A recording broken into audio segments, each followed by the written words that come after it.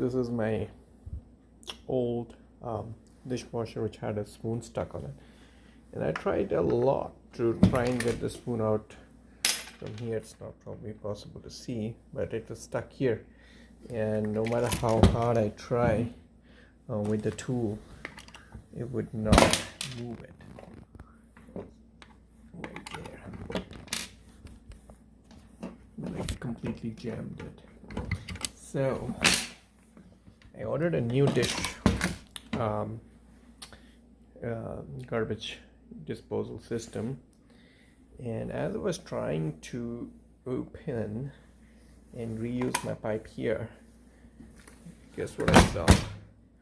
Part of the old spoon. I regret that there's a lot of junk stuck in there, but you can see the spoon is actually visible. So the spoon got into two parts. This is the other part which broke off and was found in the U-pipe.